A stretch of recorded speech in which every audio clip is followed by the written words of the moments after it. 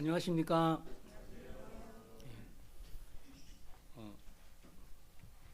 제가 이 겨울에서 봄으로 바뀌는 계절에 조금 알레르기성 비염이 좀 있습니다. 올해는 좀 오래 가는 것 같습니다. 중간에 좀 기침이 나더라도 이해하여 주시길 바랍니다. 오늘 형제 자매들과 같이 교제하고 싶은 말씀은 요한복음 8장 1절 말씀입니다.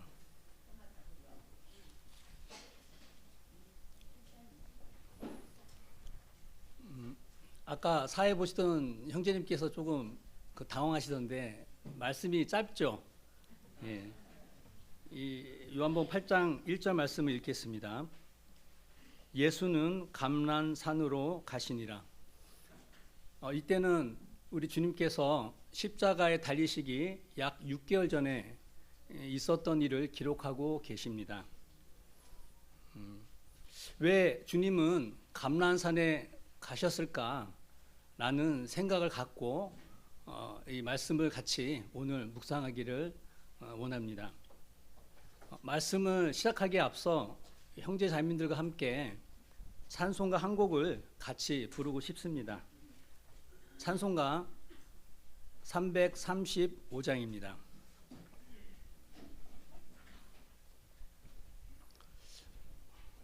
한번 그냥 불러볼까요? 제가 선창하겠습니다. 저 장미꽃 위에 있을 아침 맺혀 있는 그때에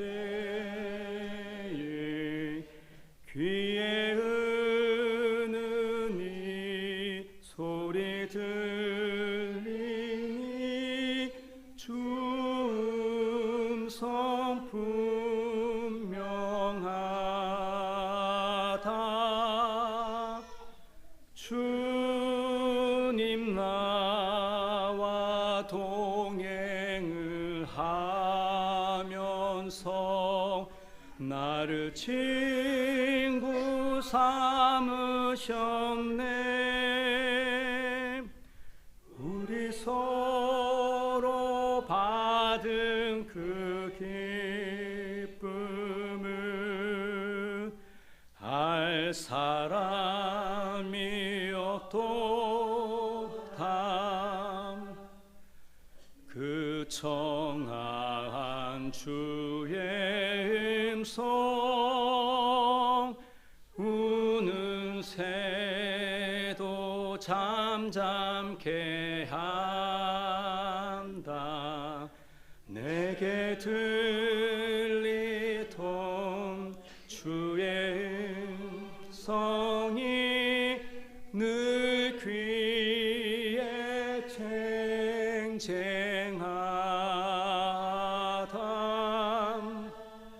주님 나와 동행을 하면서 나를 친구 삼으셨네. 우리 서로 받은 그 기쁨을 알 사람이 없도다. 밤 깊도록 동산 안에 주와 함께 있으려 하나. 괴로운 세상에 할 일 많아서 날 가라며 하신다. 주님 나와 동행을 하면서 나를 친구 삼으셨네. 우리 서로 받은 그 기쁨 사람이 없도다.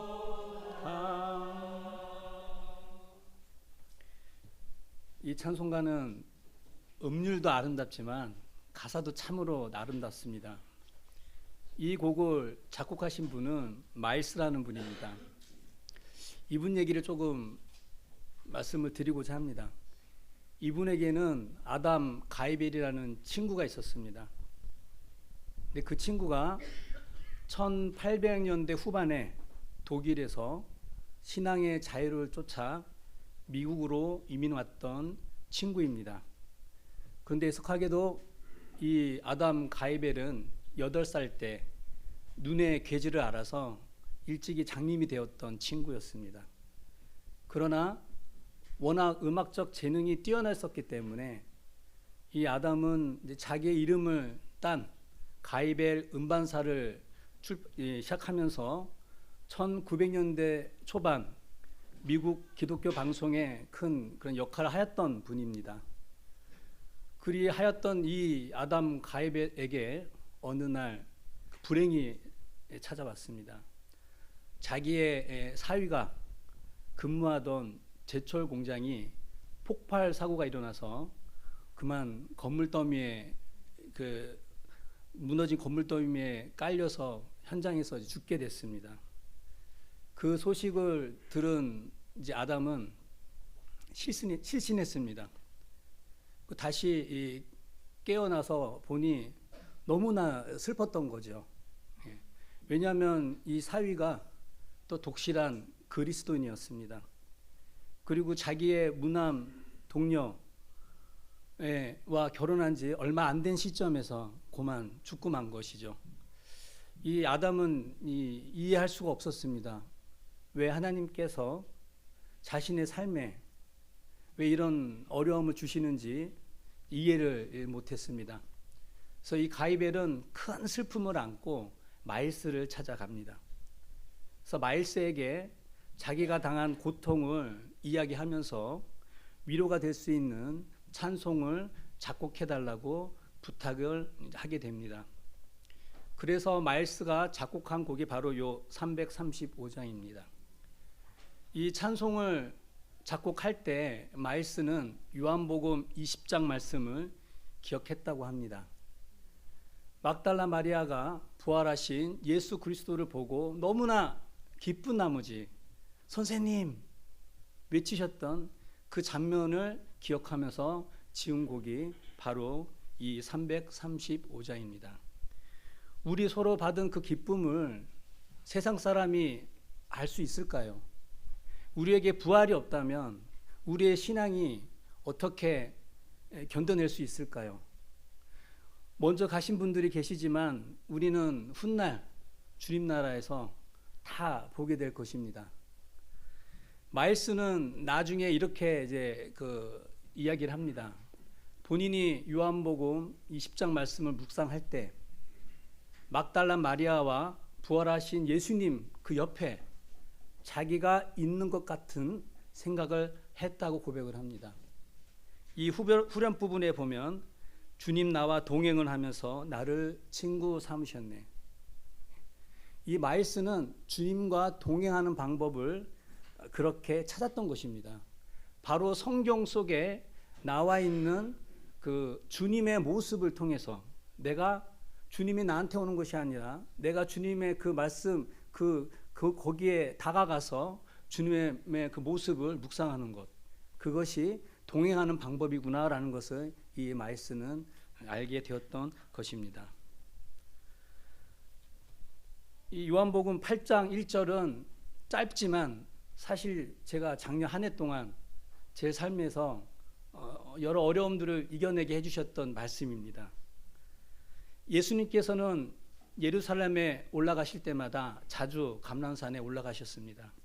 그러나 이 8장 1절에서는 주님은 저녁에 올라가셨어요. 작년 3월에 저의 그 주된 거래처가 주인이 바뀌었습니다. 많은 업체들이 당황하고 이게 어떻게 해야 될지 모르고 저도 불안했습니다. 직장 생활을 할 때는 사실 그냥 회사 옮기면 되거든요. 사표 딱 내고 멋지게. 근데 이 사업을 하게 되면 나만의 몸이 아니라 내 직원들, 또 공장, 협력업체들 이걸 다 놓고 갈 수가 없습니다.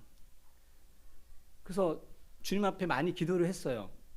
주님, 제가 이거를 견뎌낼 수 있을까요? 사업을 접어야 됩니까?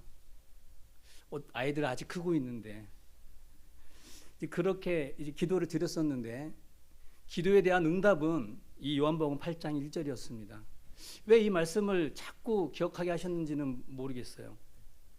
아침에 일어날 때도 운전할 때도 그리고 바쁘게 세상에서 막 이렇게 막 싸우고 막 뭐 해결해 나가고 그런 어려운 가운데 있을 때에도 문득 감람산에 올라가셨던 그 주님의 모습이 계속 떠올랐습니다. 그래서 기도를 드렸어요.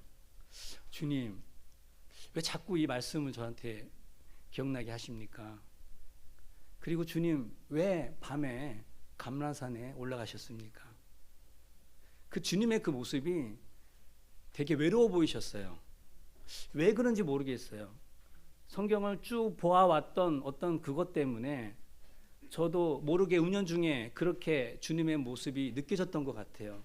마치 주님이 송호야, 우리 같이 올라가자. 그런 느낌이 좀 들었었어요. 등산 좋아하십니까? 근데 만약에 내가 사랑하는 사람이 나와 함께 가자 하면 어딘들 못 가겠습니까? 사막인 깊은 바다인 듯 어디든 못 가겠습니까? 근데 주님이 나와 함께 올라가자 하시는 것처럼 저는 느껴졌어요. 근데 이 말씀에 대한 그 분별을, 깨달음을 바로 주시진 않았습니다. 제가 아마 작년 3월부터 계속 쭉 이 말씀을 보고 또 여러 앞서서 말씀하셨던 분들의 말씀을 쭉 보면서 이 말씀의 그 의미를 좀 알고 싶었어요. 근데 사실 말씀의 답은 요한복음 7장에 있더라고요. 왜 주님은 밤에 감람산에 올라가셨을까? 요한복음 7장 말씀을 보면서 그 이유를 조금 들여다보길 원합니다. 요한복음 7장 1절부터 말씀을 읽겠습니다. 그 후에 예수께서 갈릴리에서 다니시고 유대에서 다니려 아니하심은 유대인들이 죽이려 함이로라. 유대인의 명절인 초막절이 가까운지라. 이때는 초막절이라는 절기가 가까울 때였습니다. 예수님께서 십자가에 달리시기 6개월 전에 이미 많은 유대인들이 예수를 죽이고자 찾아다녔습니다. 그러게 주님께서는 갈릴리에서 주로 많이 다니셨습니다. 주님이 그들이 무서워서 피했을까요? 그것이 아님을 저희가 이 7장 말씀을 쭉 읽어보면 알게 됩니다.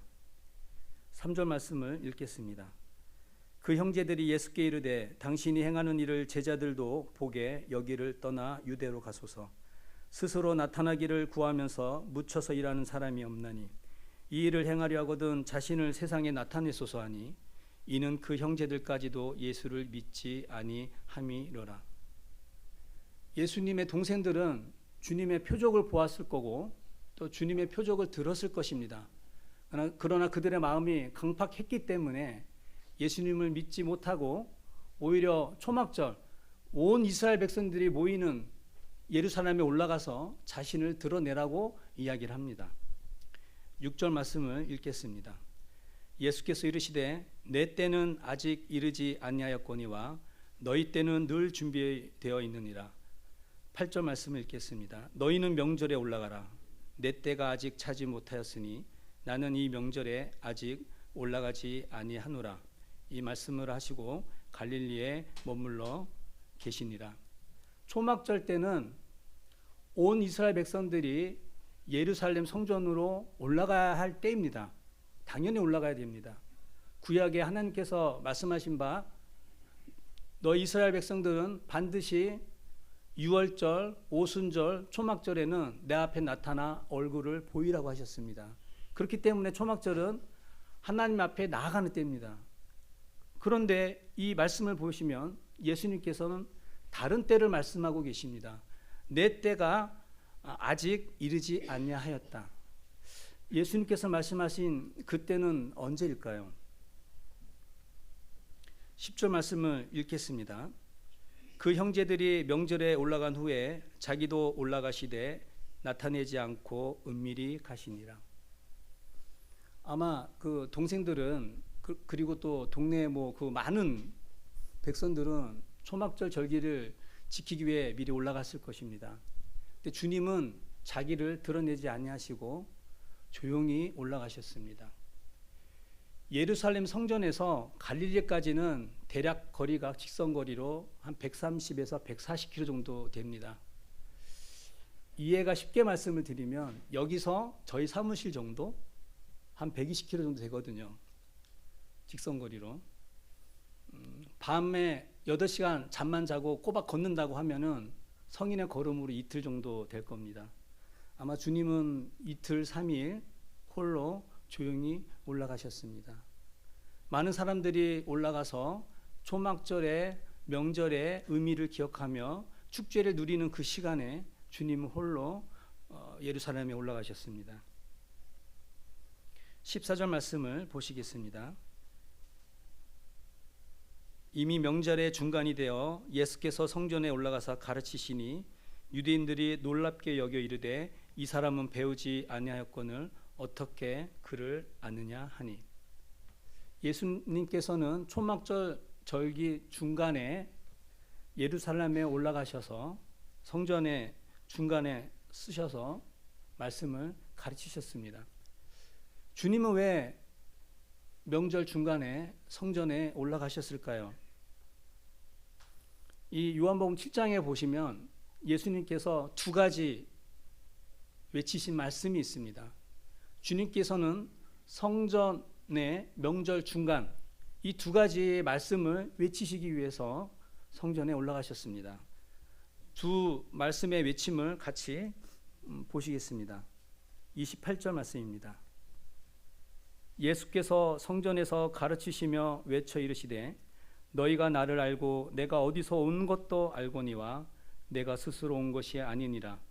나를 보내신 이는 참되시니 너희는 그를 알지 못하나 나는 아노니 이는 내가 그에게서 났고 그가 나를 보내셨음이라 하시니. 이 외친다는 헬라어의 그 의미를 보면 마치 까마귀가 부르짖는다라는 의미를 갖고 있습니다. 그러니까 조용히 말씀하신 것이 아니라 자기의 말씀에 귀를 기울이든 기울이지 않든 모든 이스라엘 백성들을 향해서 예수님께서는 자신의 신성을 드러내셨습니다. 신성 모독이겠죠. 그러함에도 불구하고 그 어떤 이스라엘 백성도 예수님께 손을 대는 자가 없었습니다. 한 가지 더 외치셨던 말씀을 보시겠습니다. 37절 말씀입니다. 명절 끝날 곧 큰 날에 예수께서 서서 이르시되 누구든지 목마르거든 내게로 와서 마시라.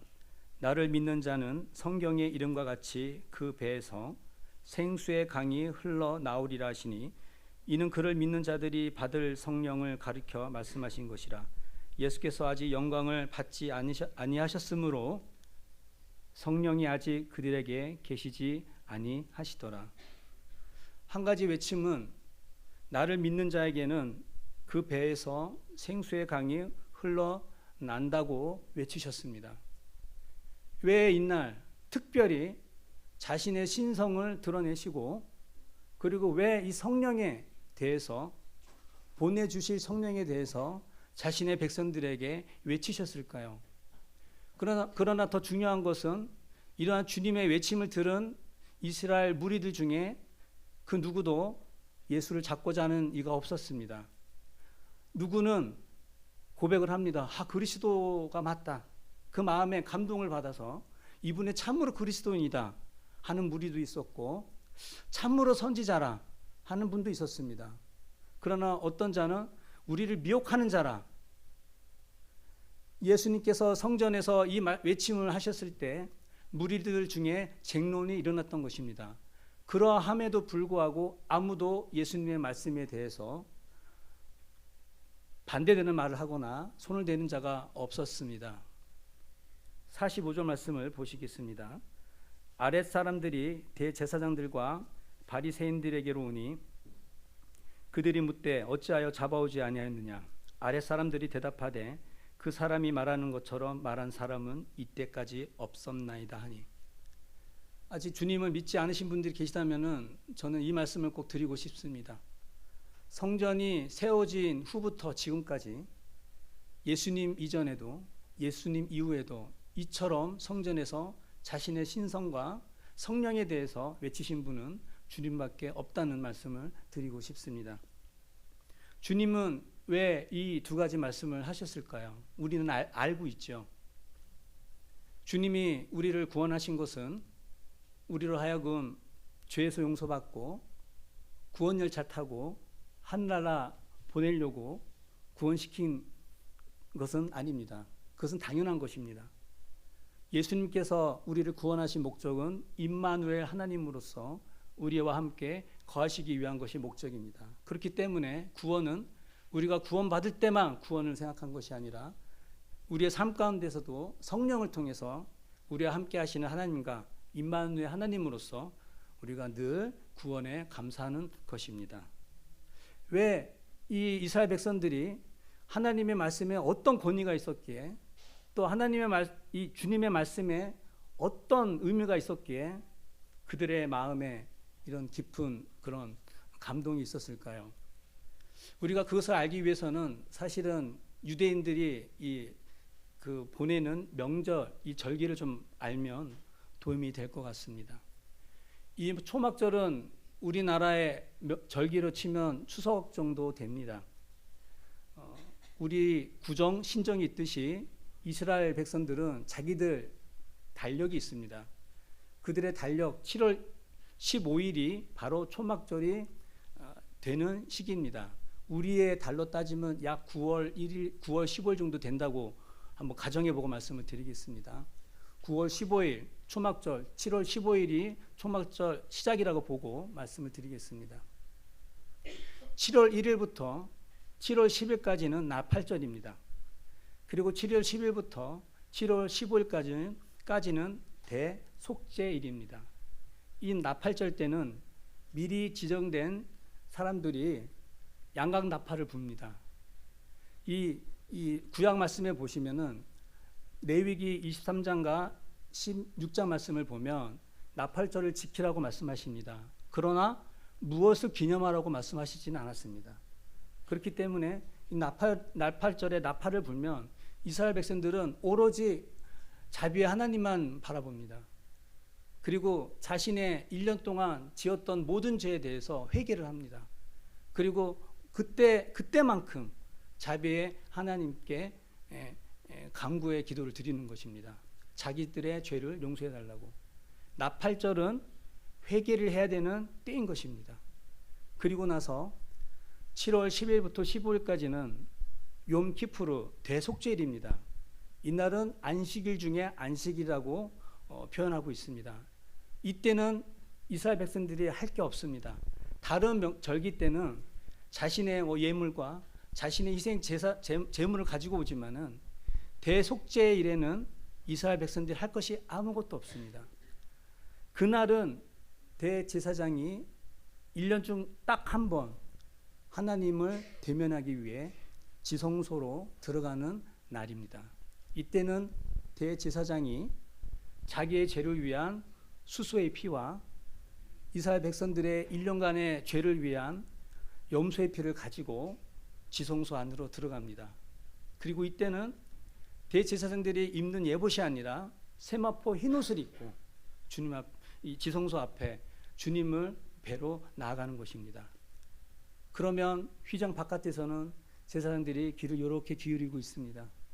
왜냐하면 하나님께서 그 지성소에 임재하셔서 대제사장이 가져온 그 피를 보시고 용서해 주시면 좋지만 만약에 용서가 안 됐을 경우에 대제사장은 죽임을 당하는 것입니다.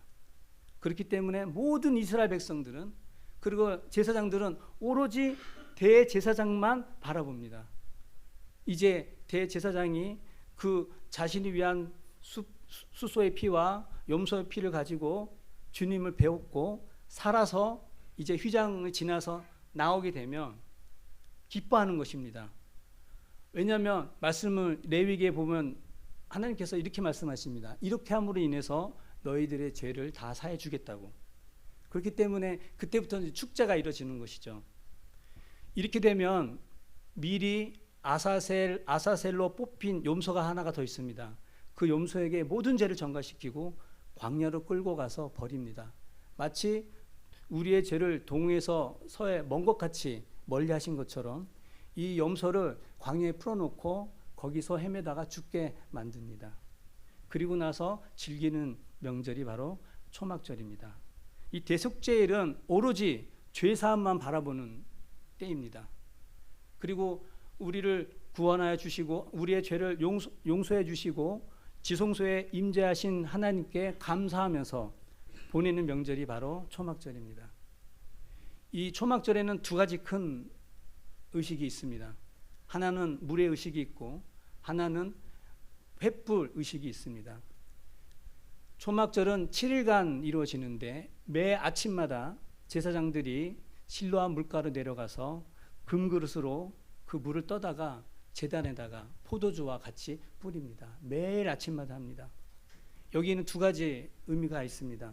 하나는 광야에서 자신들 조상들이 목마르지 않도록 샘물을 내어주셨던 하나님께 대한 감사와 하나님의 사랑에 대한 감사와 또 한 가지는 1년 동안 이른 비와 늦은 비를 적절하게 주셔서 좋은 수확을 거둘 수 있도록 해주신 하나님께 감사를 드리는 의미가 있습니다. 또한 이제 시작되는 한 해 또다시 이른 비와 늦은 비가 적절하게 내림으로 인해서 농사가 잘 될 수 있도록 기원하는 그러한 의식인 것입니다. 여기에는 이스라엘 백성들 마음에 목마르지 아니하고픈 그 갈망이 있습니다. 그리고 또 한 가지 의식은 불의 의식입니다. 이제 저녁이 되면 이 성소 안에 이제 지성소가 있는데 지성소 앞에 여인의 뜰이라는 광장이 있습니다. 왜 여인의 뜰이라고 하냐면 이 뜰까지는 이스라엘 여성들도 들어올 수 있기 때문에 여인의 뜰이라고 합니다. 여인의 뜰은 대략 가로 세로가 60m, 그러니까 조그만 초등학교 운동장 정도 보시면 될 것 같습니다. 여기에 네 기둥에 높은 기둥을 세우고 횃불을 밝힙니다. 예루살렘은 산 중턱이 있기 때문에 초막절을 보내기 위해서 운막을 지은 그 이스라엘 백성들이 밤에 다 볼 수 있도록 밤하늘에 횃불을 밝히는 것입니다. 그 횃불에도 두 가지 의미가 있습니다. 바로 광야 때 하나님께서 이스라엘 백성들을 낮에는 구름 기둥으로 밤에는 불 기둥으로 인도하셨던 주님의 보호하심을 기억하는 것이고 또한 언제나 우리의 빛이 되셔서 우리와 함께 거하시고 우리의 길을 늘 인도해 주시기를 바라는 마음에서 이제 그 불의 의식이 이루어집니다. 이스라엘 백성들이 이처럼 초막절에 하나님의 은혜와 사랑을 간절히 바라던 그때 주님은 그 중간에 성전에서 나를 보라고 하신 것입니다. 너희가 하고 있는 이 물의 의식, 이 횃불의 의식, 바로 주님을 나타내는 것을 주님은 외치셨던 겁니다. 내가 바로 하나님의 아들이다. 듣든 듣지 않든. 그리고 나를 믿는 자에게는 영원히 목마르지 않는 생수의 강을 주겠다.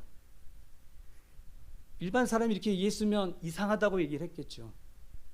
거기 있는 사람들, 무리들은 예수님의 표적을 보았고 또 어떤 일은 들은 자도 있었고 여러 가지 주의 말씀을 들은 자들도 있었습니다. 주님의 그 말씀에 무리들은 많은 쟁론이 일어났습니다. 주님은 왜 이것을 외치고 싶었을까요? 저는 그냥 제 개인적인 의견입니다만 그날 하루 종일 식사도 못 하셨을 것 같아요. 그리고 지친 몸을 안고 다 각각 집으로 돌아갔는데 주님은 홀로 밤에 올라가신 거예요.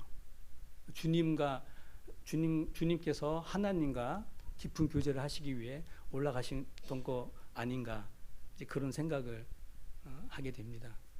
그래서 사실 작년에 많이 올라갔어요. 감람산에 마음 가운데 올라가서 주님 옆에 이렇게 있어 봤어요. 근데 한 가지 문득 깨달은 바가 있었어요. 이 요한복음 7장 53절하고 요한복음 8장 11절을 보면은 괄호가 되어 있어요.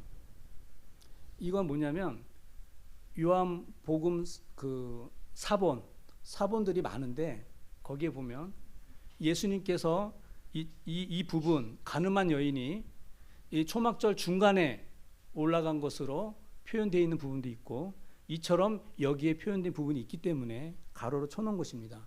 중요한 것은 그 어떤 요한복음 사본에도 이 가늠한 여인이 들어가 있다는 것입니다. 제가 이 말씀을 묵상하면서 한 가지 또 고민했던 거, 생각했던 건 뭐냐면, 이상하게 요한복음 7장과 요한복음 8장에는 제자들의 모습이 나타나지가 않습니다. 이 요한복음은 사도 요한이 노년에 이 복음서를 쓰셨는데 마치 주님의 어떤 모습과 주님의 어떤 말씀에 집중하기 위해서 일부러 제자들의 모습을 감춘 것처럼 나타나 있지를 않습니다. 주님께서 아마 감람산에 올라가셨을 때 그 성전 여인의 뜰에 높이 네 기둥에 있는 불빛을 보셨을 것입니다. 그 불빛을 보셨을 주님의 마음은 어떠하였을까요? 만약에 우리가 타임머신을 타고 그때로 돌아간다면 우리는 예루살렘으로 갈까요? 주님을 뵈러 감람산에 올라갈까요? 우리라면 당연히 주님을 보러 감람산에 올라갈 것입니다. 그런데 예수님께서 감람산에서 그 불빛을 보셨을 것 같습니다.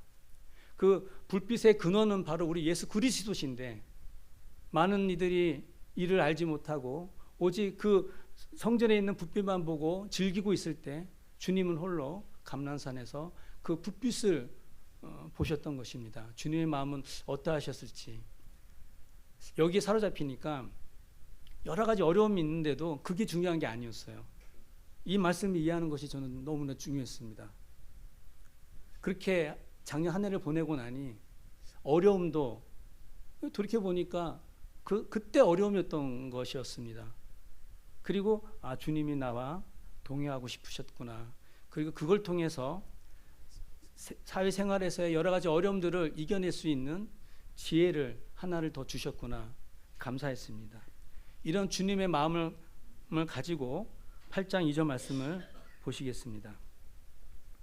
아침에 다시 성전으로 들어오시니 백성이 다 나오는지라 앉으사 그들을 가르치시더니 서기관들과 바리새인들이 음행 중에 잡힌 여자를 끌고 와서 가운데 세우고 예수께 말하되 선생이여 이 여자가 간음하다가 현장에서 잡혔나이다. 모세는 율법에 이러한 여자를 돌로 치라 명하였거니와 선생은 어떻게 말하겠나이까. 그들이 이렇게 말함은 고발할 조건을 얻고자 하여 예수를 시험함이로라.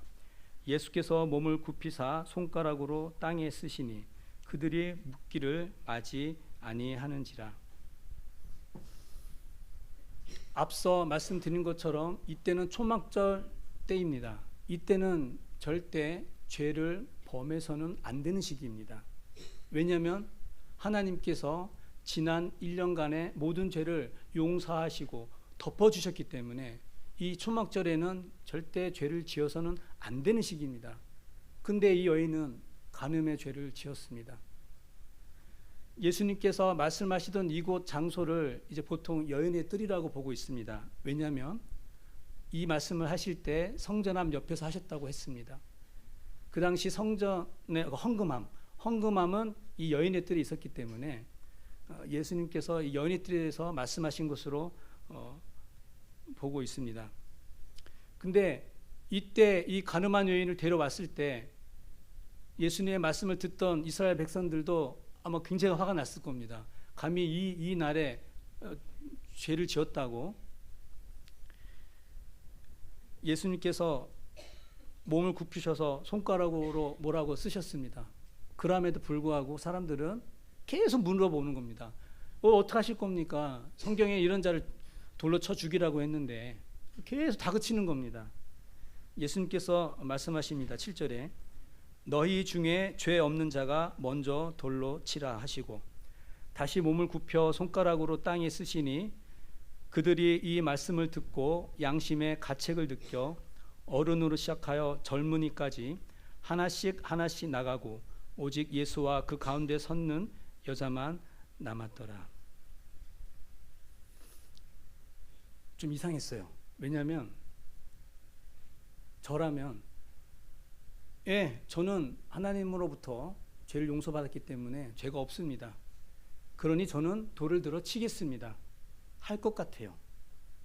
근데 여기 보면 이 서기관들과 바리새인들이 예수님의 이 말씀 너희 중에 죄 없는 자가 돌로 치라 할 때 양심의 가책을 느꼈다고 기록이 되어 있습니다.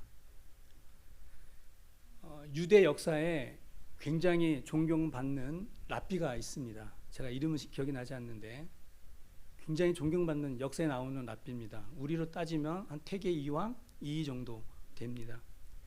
그 랍비가 임종 전에 막 눈물을 흘리고 있었습니다. 병상에 누워서.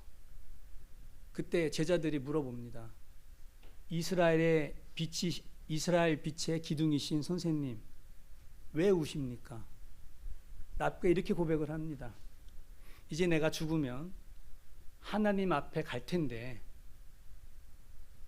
하나님이 나한테 노여워하시면 나는 영원히 노여움 가운데 있을 것이고 하나님이 나를 죽이려고 하시면 나는 영원히 죽음 가운데 있을 것이다. 이제 내가 하나님 앞에 나아가는데 그 길이 에덴 동산으로 가는 길인지 지옥으로 가는 길인지 내가 알 수 없으니 어찌 안을 수 있겠느냐. 평생을 율법을 지키고 평생 따르는 자들에게 모범이 되었던 이 랍비가 죽을 때 자신이 천국 갈지 지옥 갈지를 모르고 우는 것입니다. 이 말씀에 보면 양심의 가책을 느꼈다. 그들이 그 마음 가운데 설사 성경 구약 말씀에 있듯이 그 모든 희생제사 또 대제사장이 드리는 그 피로써 속죄를 받았다 할지라도 내가 죄인이라는 사실을 그 누가 서로 말할 것도 없이 마음에 알고 있었다는 것입니다. 그것을 정확하게 꿰뚫어 보시고 예수님께서 물어보신 겁니다. 너희 중에 죄 없는 자가 돌로 치라. 우리가 단순히 이 서기관과 바리새인들을 그냥 나쁜 사람이라고 지적할 수는 없습니다. 왜냐하면 사도행전에 보면 많은 바리새인들이 그리스도인으로 변화된 것을 우리가 알 수 있기 때문입니다. 예수님께서는 이 초막절에 그것을 알려주고 싶으셨던 것 같습니다. 너희들이 천천의 수양과 만만의 강수를 드릴지라도 너희들은 결코 깨끗해질 수 없다. 오로지 나를 통해서만 영원히 하나님의 자녀가 될 수 있다라는 것을 외치고 싶으셨던 것 같습니다. 저는 여기에 주님이 우리를 향한 깊은 측량할 수 없는 사랑이 있다고 생각합니다. 왜냐하면 주님께서 이 땅에 오실 때 모든 영광을 버리고 오셨습니다. 그래서 우리와 똑같이 배고플 땐 굶주리셨고 그 아픔도 아시고 몸이 아플 땐 아픔도 아셨을 것입니다.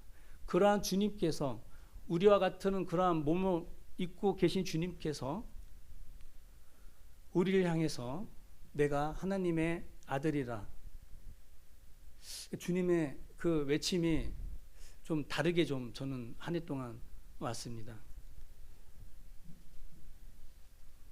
여기 10절 말씀을 보시겠습니다. 예수께서 일어나사 여자 외에 아무도 없는 것을 보시고 이르시되 여자여 너를 고발하던 그들이 어디 있느냐 너를 정죄한 자가 없느냐 대답하되 주여 없나이다. 예수께서 이르시되 나도 너를 정죄하지 아니하노니 가서 다시는 죄를 범하지 말라 하시니라. 그 많은 신학교에서 학생들이 이 구절로 논문도 씁니다. 예수님이 이 가늠한 여인을 용서했을까요? 안 했을까요? 이거 가지고도 따집니다. 근데 저는 우리를 사랑하신, 또 우리를 위해서 성전에서 외치셨던 주님의 모습을 기억하면서 이 말씀을 볼 때 저는 개인적으로 이렇게 분별이 됩니다. 가서 다시는 죄를 범하지 말라. 그리고 이제 내가 십자가에 높이 달렸을 때 너는 그것을 보고 믿기를 바란다. 저는 그런 생각이 들었습니다. 사랑하는 형제 자매님, 주님과 어떻게 동행하시는지 저는 또 역으로 여쭙고 싶습니다. 우리가 왜 마태, 마가, 누가, 요한복음을 통해서 주님의 모습을 기억할까요? 그리고 우리는 주님을 눈으로 본 적이 없습니다. 그렇기 때문에 주님을 기억하는 모습은 각각 다 다를 거예요. 그래서 주님을 기억하는 것은 지극히 개인적인 신앙에 속할 것입니다. 그러나 주님의 모습을 기억할수록 주님의 사랑을 더 깊이 깨닫게 되는 것 같습니다. 어떤 분들은 아기 예수로 오신 주님을 기억하신 분도 계시고, 어떤 분들은 갈릴리 호숫가에서 5,000명을 먹이셨던 주님의 모습을 기억하신 분도 계실 것이고, 또 어떤 분들은 겟세마네 동산에서 기도하셨던 주님의 모습을 기억하신 분도 계실 겁니다. 또 우리가 십자가에 높이 달리셨던 주님의 모습을 또 기억하면서 주님의 마음을 우리가 볼 때도 있습니다. 어렸을 때는 이런 생각을 많이 했어요. 어떤 일이 있으면 주님 좀 나타내 주시면 안 되겠습니까? 주님 저에게 좀 응답해 주시면 안 되겠습니까? 근데 삶을 살면서 주님께서 이 복음서를 통해서 알려주시는 것은 뭐냐면, 내가 니고데모와 있을 때 너도 내 앞에 오거라. 내가 가나 혼인잔치에 있을 때 너도 오거라. 내가 갈릴리 호숫가에서 가르칠 때 너도 오거라. 내가 겟세마네 동산에서 기도할 때 너도 오거라. 이 마이스라는 분을 통해서 저도 그런 부분들을 이제 묵상하게 됐습니다. 우리가 주님과 동행하는 방법 중에 하나는 바로 이 사복음서를 통해서 주님 가까이 가서 주님과 동행하는 것입니다. 아마 형제 자매님들 다 각자 분명 마음 가운데 기억하는 주님의 모습이 있으실 거라고 생각이 됩니다. 마지막으로 미가서 구약성경 미가서 6장 6절 말씀을 보시겠습니다.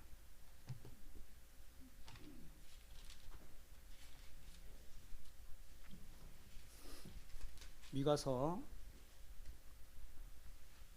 6장 6절 말씀입니다. 내가 무엇을 가지고 요 앞에 나아가며 높으신 하나님께 경배할까? 내가 번제의 물로 일련된 송아지를 가지고 그 앞에 나아갈까? 여호와께서 천천의 수양이나 만만의 강물 같은 기름을 기뻐하실까? 내 허물을 위하여 내 맏아들을 내 영혼의 죄로 말미암아 내 몸에 열매를 드릴까? 사람아, 주께서 선한 것이 무엇임을 내게 보이셨나니 여호와께서 내게 구하시는 것은 오직 정의를 행하며 인자를 사랑하며 겸손하게 내 하나님과 함께 행하는 것이 아니냐. 여기서 행한다는 히브리어의 그 의미는 걷는다는 뜻입니다. 만일 한 주 동안 이렇게 생활하시다가 문득 어떤 주님의 모습이 떠오르신다면 그것은 주님께서 같이 동행하자는 신호로 보시고 주님의 모습을 깊게 묵상함으로 주님과 동행하는 그러한 또한 한 주를 사시기를 바랍니다. 기도하고 마치겠습니다.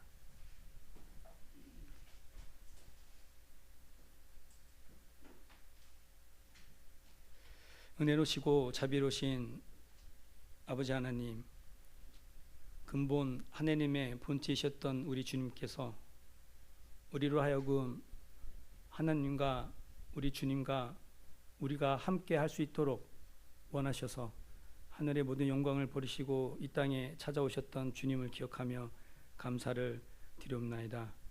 우리를 너무도 사랑하셔서 우리와 함께 영원히 거하시길 원하셔서 자신의 몸을 십자가에 내어주시고 이를 바라보는 모든 이에게 차별 없이 성령을 부어주사 성령을 통해 우리와 함께 임재하시는 주님을 기억할 때 감사를 드리옵나이다. 이제 성전의 휘장이 찢어짐으로 인해 이 땅에 있는 성전의 역할은 다 끝났고 바로 우리 주님으로 인하여 우리가 성전이 되어가고 있음을 보게 되옵나이다. 주께서 원하시는 성전이 되어갈 수 있도록 저희들을 붙들어 주시고 저희들의 마음 가운데 주님의 모습을 보여주시옵소서. 가난한 성도에게, 연약한 성도에게, 아픈 성도에게 주님 많은 위로와 평안을 주시기를 원합나이다. 이 시간 귀한 말씀을 증거할 수 있도록 인도하여 주신 주님께 감사를 드리며 이 모든 감사를 우리 주 예수 그리스도의 귀하신 이름으로 감사 기도 드리옵나이다.